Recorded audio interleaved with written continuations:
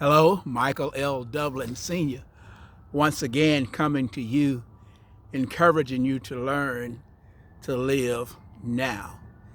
There is this drive often for a better day, a better place, a better time, and that's human, that's natural. And I am convinced, though, that learning to live now under the circumstances in which you find yourself will give you greater life in the days that are ahead.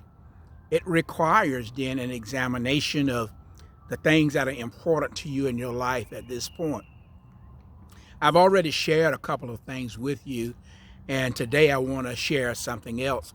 And remember this: as a life coach, a pastor, as a substance abuse professional, as one who has a master's degree and also has been and is a husband and has been and a father for a long time and a grandfather and a great grandfather. To have the fellowship of those who are in my church and colleagues and just the life experiences. So I'm not coming to you as one who's an authority, but one who has some questions to ask. I have no desire to challenge your way of living just for the sake of doing that. I have no way of trying to get you to be somebody that you're not. I'm asking questions, and I'm just asking questions. And certainly, I will give some information, but the questions are most important. So the key in this video about friendships, friends, is to challenge you to think about your friends. And I want to ask you a few questions. And whatever your answers are, they are your answers. Number one question I have is name your friends. Name your friends. Now, however you define them, you name your friends. And when you get through naming your friends, how has your list of friends changed in the past 5 years? How has the list of your friends changed in the past 5 years? Is it the same? Is it shorter? Is it longer? Who are your frenemies? That's a term that says this person is both your friend and your enemy. Now, you can do what you want to with that, but who are they? Name people who want you to be their friends, but you've rejected them for whatever reasons. Name the people that really want to be your friend at some level, but you rejected them. Why did you reject those who wanted to be your friend? I'm not talking about breaking a relationship. I'm saying there are people who tried to come into your life at some point over the years, and you just didn't feel good about them. It's just something about them or something you heard or whatever. But the question is, why specifically did you reject the people who wanted to be your friend? And then I want to ask you, who do you need to step away from at this stage in your life? Which friend do you need to step away from? Why? Be very specific. And certainly I'm going to ask you, which friend do you want to get closer to now? Which friend do you want to get closer to now? And why? Be as specific as you possibly can. I want to ask you this question. Do you have realistic expectations of other people? Do you impose expectations on others that you found to be a pattern that is disrupting your relationships? What would that tell you then about developing relationships? Expectations are one of the issues that creates hardships, needlessly breaks friendships, because we have these expectations that the other person never agreed to. This is a tough one. So, how realistic is your expectations of others? And I can tell you from experience, I've been very unrealistic about friendships and imposing my unrealistic expectation. it wasn't like I planned that and I was aware of it. I simply wasn't even aware of it.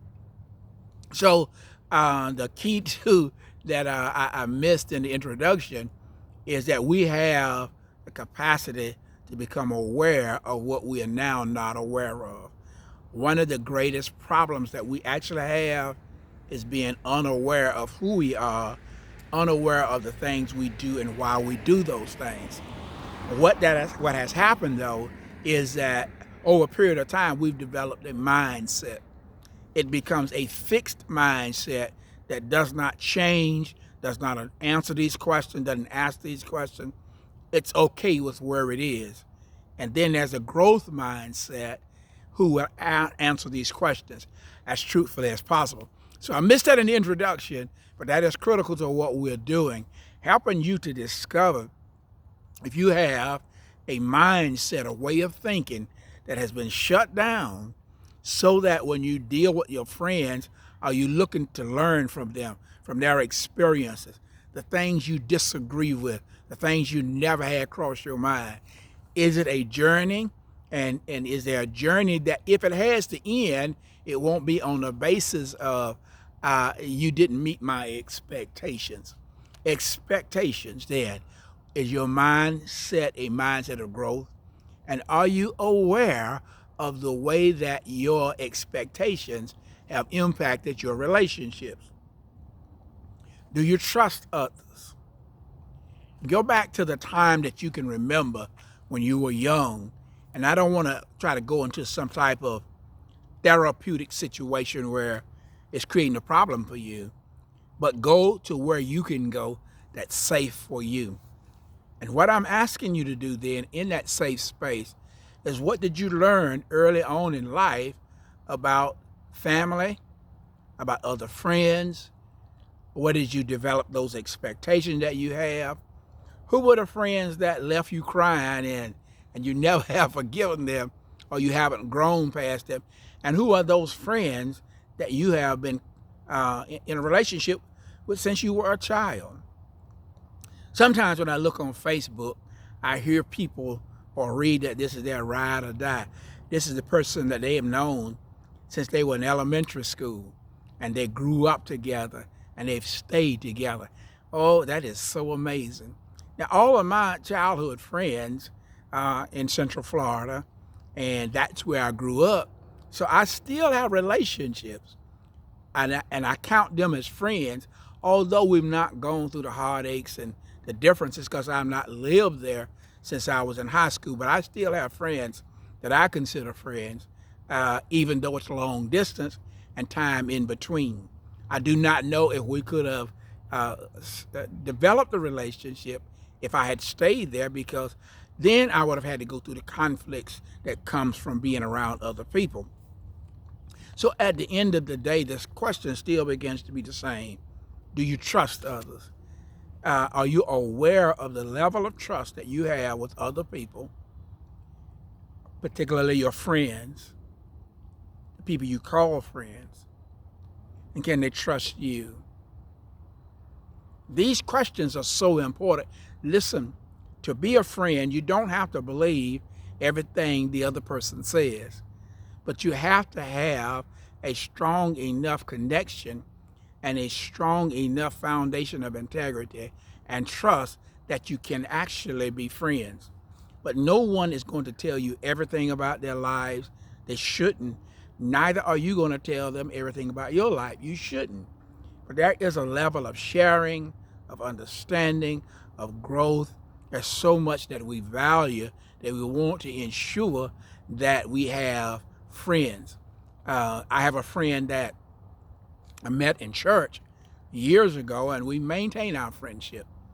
And we argue, we fuss, we talk about politics, and we talk about sports.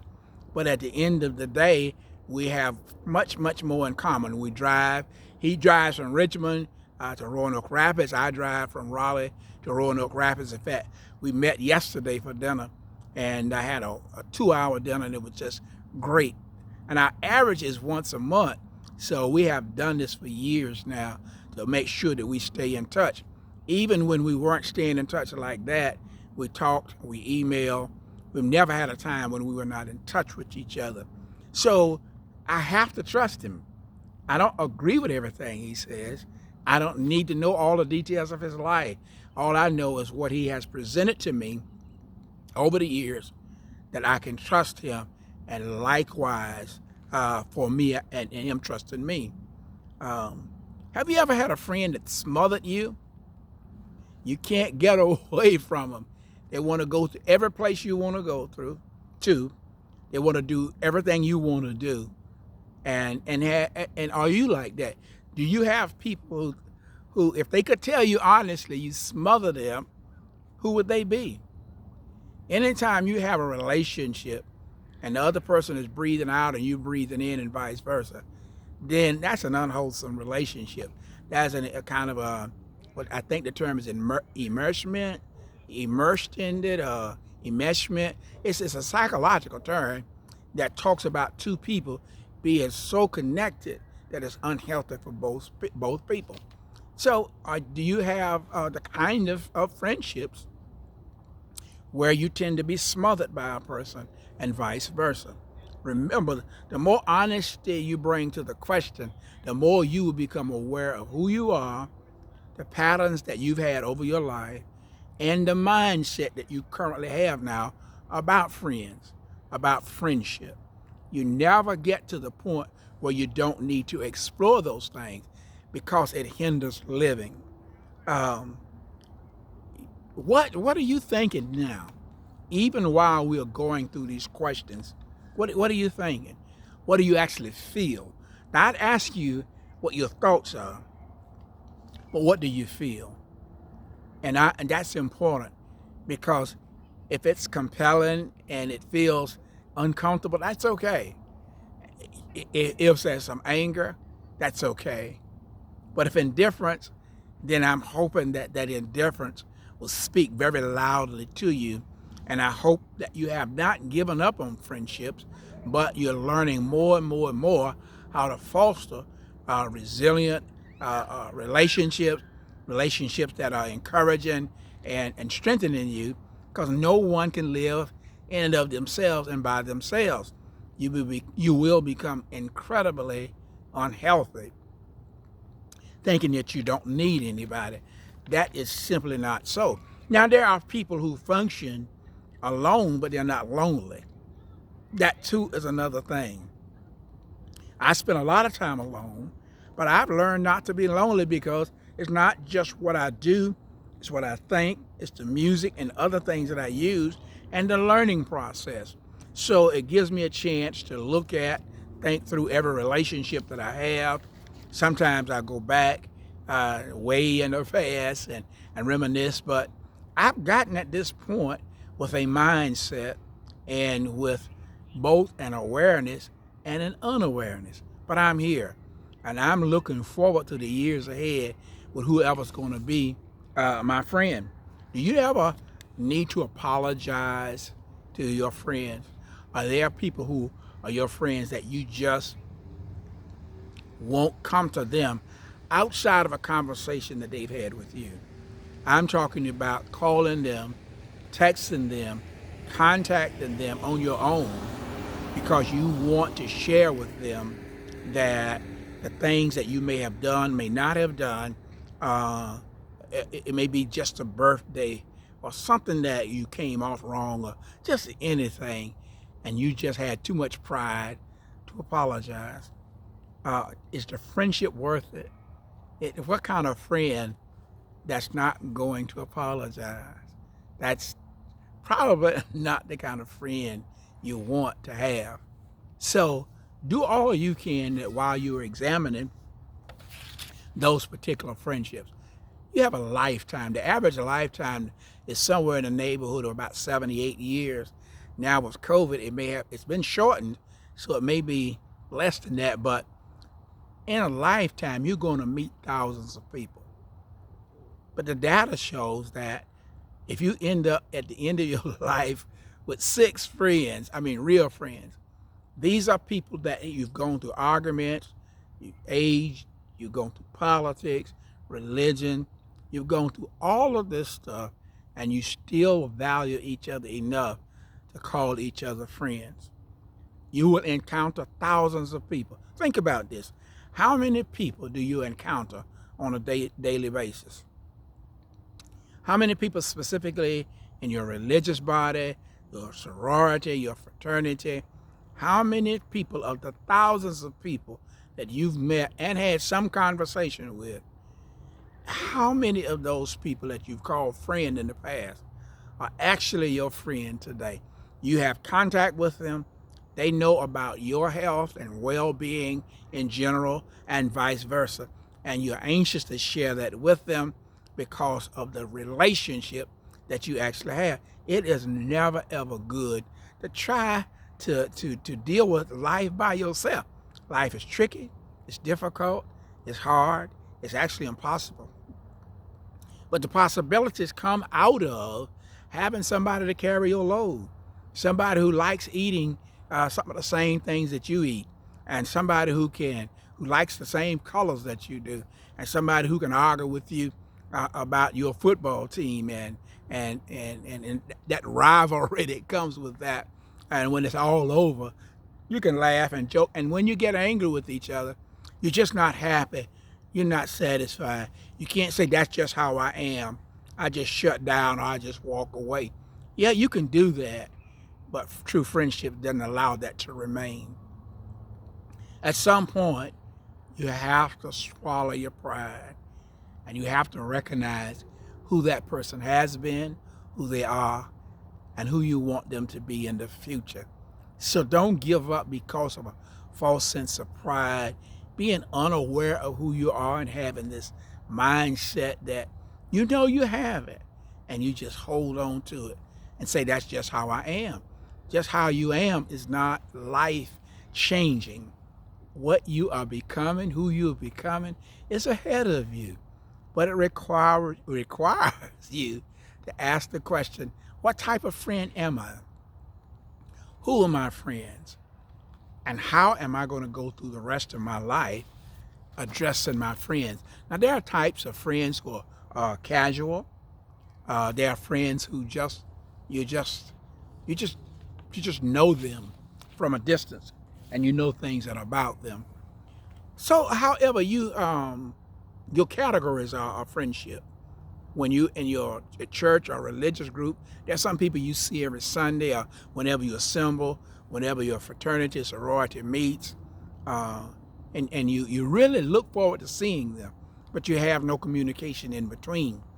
That's a friendship.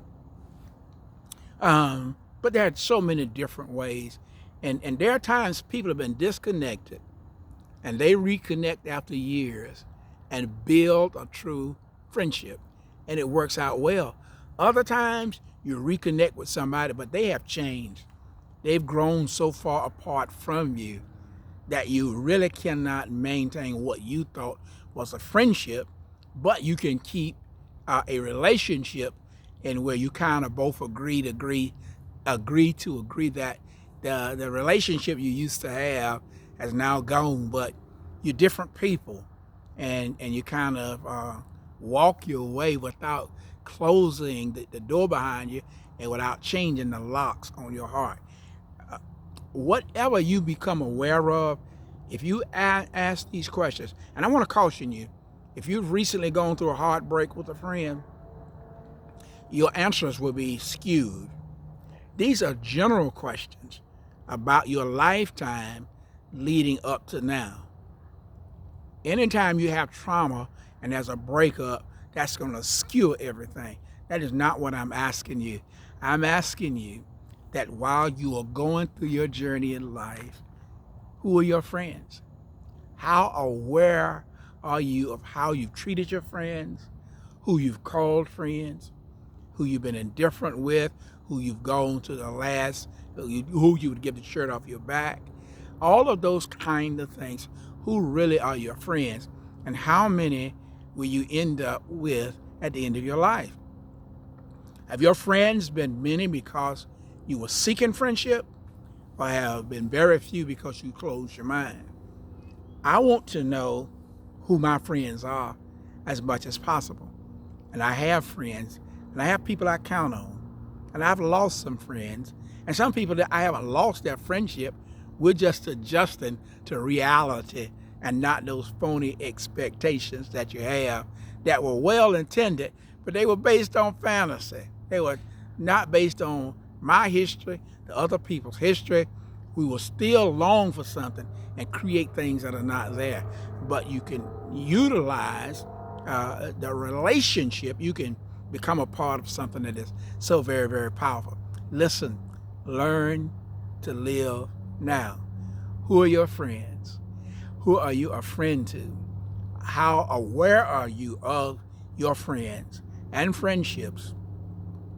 How closed or open-minded are you about them, about the people you may meet today and in the days that are ahead? Hey, these questions must be asked. But in the meantime, I want you to care for the person in the mirror. And I want you to be very forgiving. Be forgiving to those friends. Be forgiving to yourself. And relax.